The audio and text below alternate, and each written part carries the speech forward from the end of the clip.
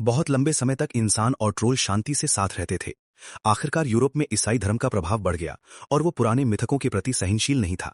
Norway के राजा Olaf ने अपने सैनिकों को आदेश दिया कि वे ट्रोल्स को गुफाओं से घसीटकर धूप में ले आएं, जिससे वे पत्थर बन गए।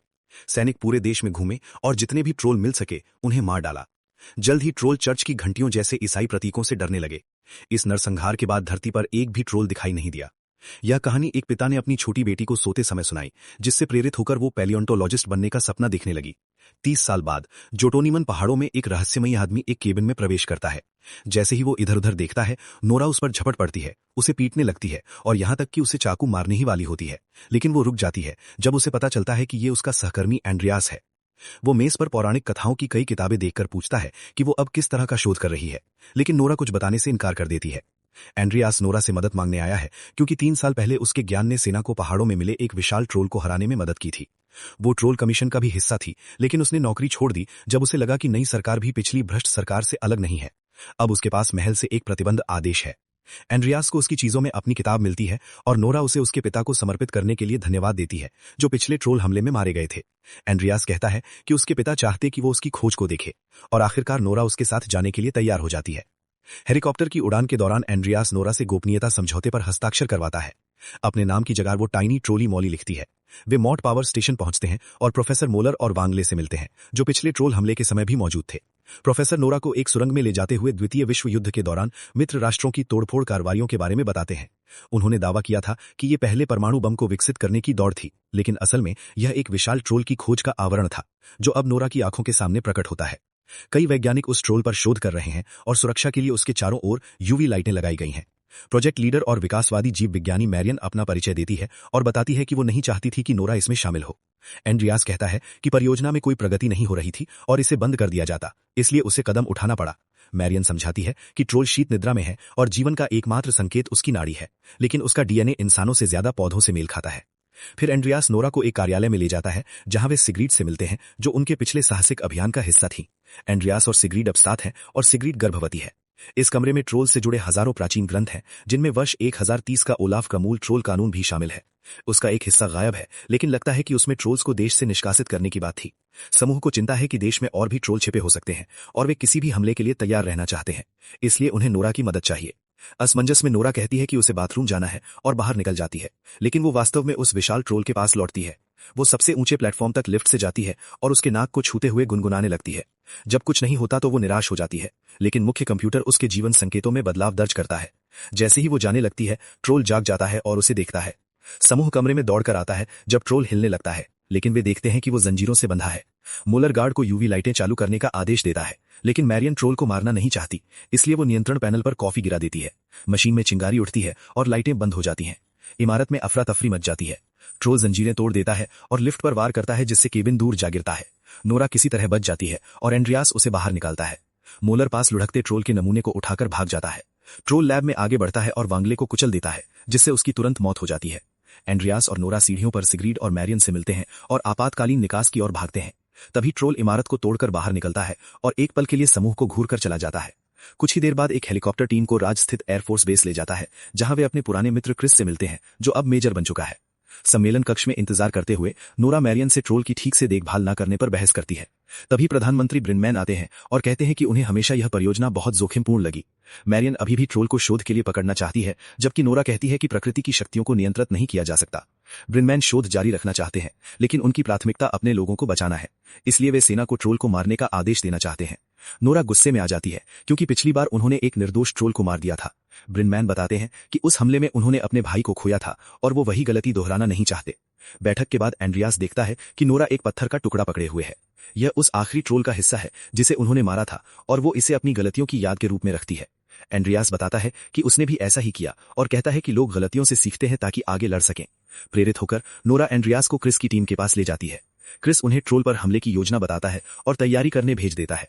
नोरा उससे साथ जाने की अनुमति मांगती है, लेकिन वो मना कर देता है। तब नोरा कहती है कि उसके पिता की मौत का बदला लेने के लिए उसे मौका देना चाहिए, और क्रिस मान जाता है। मैरियन भी उनके साथ जुड़ जाती है। क्रिस दिखाता है कि सेना ने अपने हेलीकॉप्टरों को ट्रोल हिशार के लिए यूवी लाइटों से सज्जित किया है। इसी बीच बस्करू के एक स्की रिजॉर्ट में लोग नाचना और मस्ती कर रहे होते हैं। अचानक इमारत हिलने लगती है और डिस्को बॉल गिर जाती है। लोग गुर्राहट सुनते हैं, फिर ट्रोल छत फाड़कर अंदर झांकता है। लोग तस्वीरें लेने लगते हैं, लेकिन जैसे ही वो दहाड़ता है और अंदर हाथ डालता है, भगदड़ मच जाती है। लोग एक दूसरे को धक्का देते हैं और इमारत के हिस्से गिरने लगते हैं। ट्रोल कई लोगों को पकड़कर बिना चबाए निगल जाता है। जल्द ही हेलीकॉप्टर पहुंचते हैं और यूवी लाइटें चालू कर देते हैं। ट्रोल के शरीर पर कई जगह जलने के निशान पड़ते हैं। वे 2 बार ऐसा करने में सफल होते हैं, लेकिन ट्रोल एक बिजली का खंभा उठाकर हेलीकॉप्टर पर फेंक देता है, जिससे एक चॉपर बुरी तरह क्षतिग्रस्त हो जाता है। क्रिस अपने साथी पायलट से संपर्क करता है, जो कहता है कि उसके साथ लड़ना सम्मान की बात थी। फिर उसका हेलीकॉप्टर गिरकर विस्फोट में तबाह हो जाता है और उसमें सवार सभी लोग मारे जाते हैं। क्रिस गुस्से और बदले की आग से भर जाता है, लेकिन उसका हेलीकॉप्टर भी क्षतिग्रस्त हो चुका है। नोरा उसे बेवकूफी न करने की सलाह देती है। जब क्रिस अपने दुश्मन को घूरता है, ट्रोल वहां से जाने का फैसला करता है। इसके बाद क्रिस दुर्घटना स्थल के पास जाता है ताकि अपने दोस्त के लिए कुछ शब्द कह सके। मैरियन को विश्वास नहीं होता कि ट्रोल इतने निर्दयी हो सकते हैं, लेकिन नोरा स्पष्ट करती है कि पिछला वाला ऐसा नहीं था। वो सिर्फ घर वापस जाना चाहता था। उसका मानना है कि वे ऐसे इसलिए व्यवहार कर रहे हैं क्योंकि इंसानों ने वर्षों से उनके साथ बुरा व्यवहार किया है। एंड्रिया सोचता है कि क्या वे यून से संवाद कर सकते हैं, और नोरा कहती है कि वो किसी को जानती है जो मदद कर सकता है। लिया में एक आदमी जिसका घर पिछले हमले में नष्ट हो गया था, आखिरकार उसकी मरम्मत पूरी कर लेता है। अचानक मेज हिलने लगती है और उसका कुत्ता जोर जोर से भौंकने लगता है। जल्द ही यून वहां पहुंचता है और घर पर पैर रखकर उसे फिर से नष्ट कर देता है। डोर पर्वतों में समूह एक प्रतिबंधित सैन्य क्षेत्र में पहुंचता है और टूटी हुई बाड़ से अंदर जाता है। वे एक पुरानी गुफा में प्रवेश करते हैं और एंड्रियास दीवार पर चिपचिपा पदार्थ पाता है। नोरा समझाती है कि यह एक शिकार गड्ढा था जिसका इस्तेमाल ट्रोल राजा को मारने के लिए किया गया था। उन्होंने उसके बच्चे का अपहरण करके उसे वहीं छिपा दिया था ताकि राजा को जाल में फंसाया जा सके। चट्टानों पर ईसाई प्रतीक उकेरे गए थे ताकि अधिकतम नुकसान हो। नोरा बताती है कि ट्रोल राजा उस जाल से बच गया था। दरअसल वही ट्रोल था जिससे वे 3 साल पहले लड़े थे। हालांकि ट्रोल बच्चे के अवशेष कभी नहीं मिले। जब समूह एक गड्ढे तक पहुंचता है, नोरा ट्रोल राजा के पत्थर को जमीन पर थपथपाती है और बाकी लोगों से घबराने के लिए मना करती है। अचानक एक ट्रोल उनके सामने प्रकट होता है और नोरा पुष्टि करती है कि ये वही बच्चा है जिसकी कहानी थी। पिछले 3 सालों में वो कई बार इस गुफा में आई है ताकि ट्रोल उसके आसपास सहज हो सके। वो उसे उसके पिता का पत्थर दिखाती है। जब वो उसे सूंघता है तो वो उसके नाक को सहलाती है। जब वो गुनगुनाती है तो ट्रोल भी खुशी की हल्की आवाजें निकालता है। एंड्रियास प्रभावित होकर उत्सुक हो जाता है, तो नोरा उसे भी ऐसा करना सिखाती है। वो नाक को छूकर गुनगुनाता है और ट्रोल से अच्छी प्रतिक्रिया मिलती है। चूंकि उस जीव का कोई नाम नहीं है, नोरा उसे ब्यूटीफुल कहती है। फिर वो गंभीर होकर उससे एक मदद मांगती है। बोवर्डीन में नोरा यून को पास आते देखती है तो वो हवा में फ्लेयर गन चलाती है। ब्यूटीफुल बर्फ से बाहर उठता है और दोनों ट्रोल एक दूसरे पर गुर्राने लगते हैं। एंड्रियास गोली चलाना चाहता है, लेकिन मैरियन उसे रोक देती है। जब ब्यूटीफुल दहाड़ता है तो यून क्रूरता से जमीन पर पैर मारकर बर्फ तोड़ देता है। नोरा जितनी तेज भाग सकती है भागती है, लेकिन गिर जाती है, इसलिए क्रिस उसे उठाता है। दुख की बात यह है कि ब्यूटीफुल समय पर प्रतिक्रिया नहीं कर पाता और जमाने वाले पानी में गिर जाता है। वो कुछ सेकंड तक तैरने की कोशिश करता है, फिर डूब जाता है। इसके बाद यून समूह की ओर बढ़ता है तो वे हेलीकॉप्टर की ओर भागते हैं। जैसे ही हेलीकॉप्टर उड़ान भरता है, यून उसे गिराने की कोशिश करता है, लेकिन वे बचकर निकल जाते हैं। नोरा उस छेद को देखती रहती है जहां ब्यूटीफुल डूबा था और टूट जाती है। एयर एम्बुलेंस बेस पर नोरा मैरियन को वो कहानी बताती है जब वो एक बार ब्यूटीफुल को गुफा से बाहर लाने में सफल हुई थी। उसने कुछ भी नष्ट करने की कोशिश नहीं की थी। वो बस बैठकर कुछ देर तारों को देखता रहा, फिर वापस गुफा में चला गया जहां वो सुरक्षित महसूस करता था। समूह नक्शे पर यून की यात्रा को देखता है और मैरियन समझती है कि ये तीर्थ यात्रियों का मार्ग है जो उत्तर की ओर निदारोस तक जाता है। नोरा अपने नोट्स देखती है और अपने पिता की कहानियां याद करती है। निदारोस उस समय की राजधानी थी और ओलाफ वहीं से शासन करता था। इसका मतलब है कि यून का लक्ष्य बदला है। वे ट्योनहाइम उड़कर नोरा के पिता की पुरानी मित्र एस्तर से मिलते हैं। वो उन्हें निदारोस कैथीड्रल दिखाती है जिसे 1070 से 1300 के बीच बनाया गया था और बाद में हार्ट ऑफ नॉर्वे नाम दिया गया। यहाँ चर्च ने बिना दया के देश पर शासन किया था। चूंकि वे एक चर्च में प्रवेश कर रहे हैं, क्रिस अपने हथियार बाहर ही छोड़ देता है। नोरा बताती है कि वो ओलाफ की कब्र के लिए आई है, तो एस्तर उन्हें एक भूमिगत सुरंग से ले जाती है। वो सोचती है कि चर्च ने ओलाफ को क्यों छिपाया जबकि वो उनके लिए महत्वपूर्ण था, और अनुमान लगाती है कि शायद उनका मतभेद हुआ होगा। वे एक खाली कमरे में पहुंचते हैं और एस्तर बताती है कि वर्षों से लोग उस कब्र की तलाश कर रहे हैं, लेकिन सफल नहीं हुए।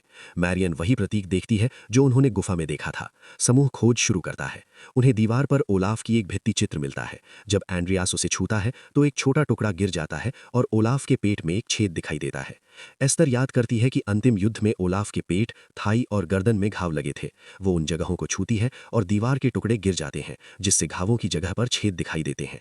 नोरा उन छेदों में मशाले लगाती है और जैसे ही उन्हें घुमाना शुरू करती है, दीवार के अंदर से यांत्रिक आवाजें सुनाई देती हैं। जब तीनों मशाले पूरी तरह घुमा दी जाती हैं तो एक दरवाजा प्रकट होता है और एंड्रियास उसकी मदद से उसे खोल देता है। समूह अंदर के कक्ष में प्रवेश करता है और तालाब के बीच में आखिरकार ओलाफ की कब्र पाता है। नोरा ताबूत खोलना चाहती है, लेकिन एस्तर इसे अपमानजनक मानती है। तब नोरा उसे याद दिलाती है कि ये आपातकाल है। वे भारी ढक्कन को मिलकर हटाते हैं और अंदर ओलाफ का कंकाल मिलता है, जो अपनी तलवार पकड़े हुए है। चूंकि वो चांदी से बनी है, उस पर जंग नहीं लगी, लेकिन इसका मतलब ये भी है कि वो वास्तविक हथियार के रूप में बेकार है। ओलाफ की जेब में उन्हें ट्रोल कानून का गायब हिस्सा मिलता है। समूह कक्ष से बाहर निकलकर उस कागज की तस्वीर सिगरेट को भेजता है, जो संस्थान में रखे दूसरे हिस्से के साथ उसे जोड़ती है। अब वे पूरा पाठ पढ़ पाते हैं और जान जाते हैं कि ओलाफ ट्रोल्स को देश से निकालने के खिलाफ था। चर्च ने ही उसे मार डाला ताकि वे नरसंहार जारी रख सकें। यून ओलाफ से बदला नहीं चाहता, वो मानवता से बदला चाहता है। इस बीच रिजॉर्ट पर हमले और उस आदमी के टूटे घर के वीडियो वायरल हो जाते हैं और दुनिया भर के मीडिया में दिखाए जा रहे हैं। अन्य देशों की सरकारें चिंतित हैं कि ट्रोल क्या कर सकता है और जरूरत पड़ने पर कार्रवाई की धमकी देते हैं। ब्रिंचमैन एक प्रेस कॉन्फ्रेंस में दिखाई देता है और बताता है कि वे तीर्थयात्री रास्ते पर रहने वाले सभी लोगों को निकाल रहे हैं, लेकिन एक रिपोर्टर के सवाल का उसके पास जवाब नहीं है। क्रिस को बेस पर वापस बुलाया जाता है, लेकिन वो संदेश को नजरअंदाज कर अपने दोस्तों के साथ रहता है ताकि वे मिलकर लड़ सकें। समूह सोचता है कि पुराने समय में ओलाफ ट्रोल्स से लड़ने के लिए क्या इस्तेमाल करता था, क्योंकि चांदी मजबूत नहीं है। नोरा को तालाब याद आता है। वो एक चाकू को पवित्र जल में डुबोकर ट्रोल राजा के पत्थर को छूती है। पत्थर तुरंत 2 टुकड़ों में टूट जाता है, जिससे ये साबित होता है कि ट्रोल पवित्र जल से कमजोर होते हैं। इसके बाद क्रिस और मैरियन निकाले जा रहे लोगों से बात करने और उनकी मदद मांगने के लिए दौड़ते हैं। भीड़ उत्साह से जयकार करती है और अपने देश की रक्षा के लिए तैयार हो जाती है। उधर एस्तर आंद्रियास को चर्च की घंटियां बजाना सिखाती है। तालाब से लेकर सैन्य ट्रकों तक एक कतार बनती है, जिसमें बाल्टियों के जरिए पवित्र जल पहुंचाया जाता है, जिसे सैनिक अपने हथियारों में भरते हैं। शाम होते होते यून वहां पहुंच जाता है और कुछ इमारतें गिरा देता है। जैसे ही वो चर्च की ओर बढ़ता है, एस्तर और आंद्रियास घंटियां बजाना शुरू कर देते हैं। उनकी आवाज यून के कानों को चोट पहुंचाती है और उसकी रफ्तार धीमी कर देती है। तभी सैनिक गोलीबारी शुरू करते हैं और पवित्र जल से भरा गोला बारूद यून के शरीर पर कई जगह लगकर उसे धीरे धीरे नुकसान पहुंचाता है। यून बौखला जाता है और एक पेड़ उठाकर चर्च पर फेंक देता है, जिससे घंटियां टूट जाती हैं। आंद्रियास और एस्थेर समय रहते भाग जाते हैं। सैनिक लगातार गोली चलाते रहते हैं, लेकिन पवित्र जल से उतना असर नहीं होता जितनी उन्हें उम्मीद थी, और यून आगे बढ़ता रहता है। क्रिस जमीन पर लगाए गए विस्फोटकों की लाइन उड़ा देता है। इस बार जलन गंभीर होती है, लेकिन ट्रोल अभी भी जिंदा रहता है। समूह भागने लगता है, तभी यून अचानक एक दहाड़ सुनकर रुक जाता है। सबके आश्चर्य के लिए ब्यूटीफुल वापस आ गया है और लड़ने के लिए तैयार है। दोनों ट्रोल नदी में उतरकर पूरी ताकत से लड़ने लगते हैं। यून ब्यूटीफुल को जोरदार मुक्का मारता है और उसे पुल पर दे मारता है, जिससे पुल टूट जाता है और ब्यूटीफुल फिर से पानी में गिर जाता है। नोरा अपने दोस्त की मदद करने के लिए बेताब हो जाती है, लेकिन उसे समझ नहीं आता कि क्या करे। मैरियन को याद आता है कि यून की नाड़ी चल रही है, इसलिए वो सुझाव देती है कि अंदर से हमला किया जाए ताकि पवित्र जल उसके दिल को नष्ट कर सके। उनके पास सिर्फ एक बम बचा है, इसलिए उन्हें सावधान रहना होगा।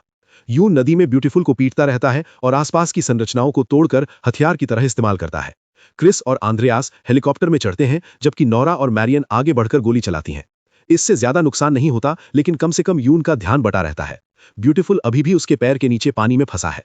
क्रिस हेलीकॉप्टर को मोड़कर ट्रोल के ऊपर चक्कर लगाता है, तभी बम फिसलकर बाहर आ जाता है। आंद्रियास समय रहते उसे पकड़ लेता है, लेकिन डेटोनेटर सड़क पर गिरकर टूट जाता है। अब बम को फोड़ने का एकमात्र तरीका ग्रेनेड है, लेकिन इसके लिए किसी को उसके साथ नीचे जाना होगा। आंद्रियास समझ जाता है कि उसे क्या करना है। वो सिगरेट को अंतिम अलविदा कहने के लिए फोन करता है, लेकिन बातचीत पूरी होने से पहले ही संपर्क टूट जाता है। उसी समय ब्यूटीफुल बेहोश हो जाता है और महिलाओं की गोलियां खत्म हो जाती हैं। मैरियन पीछे हटती है, लेकिन नोरा हार मानने से इनकार कर देती है। आखिरकार हेलीकॉप्टर यून के सिर के पास पहुंच जाता है और आंद्रियास ग्रेनेड और बम लेकर कूद जाता है। यून सब कुछ निगल लेता है और ग्रेनेड फट जाता है, जिससे पवित्र जल उसके पूरे शरीर में फैल जाता है। उसकी कठोर त्वचा जलने लगती है और दर्द उसे इतना कमजोर कर देता है कि होश में आता ब्यूटीफुल उसकी छाती में हाथ डालकर उसका दिल बाहर निकाल लेता है। यून का शरीर नदी में गिरते ही टूटकर बिखरने लगता है। कुछ समय बाद चर्च की मरम्मत की जा रही होती है और ओलाफ की सच्ची कहानी सिखाने के लिए एक प्रदर्शनी शुरू करती है। सिगरेट बच्चे को जन्म देती है और क्रिस एक मजेदार चाचा बन जाता है। ब्यूटीफुल अब पहाड़ों में खुलकर घूम सकता है और नियमित रूप से नोरा की कैबिन पर आता है। इसी बीच मोलर उस नमूने पर काम करता रहता है जो वो चुरा कर लाया था। अब वो एक छोटे ट्रोल में बदल चुका है।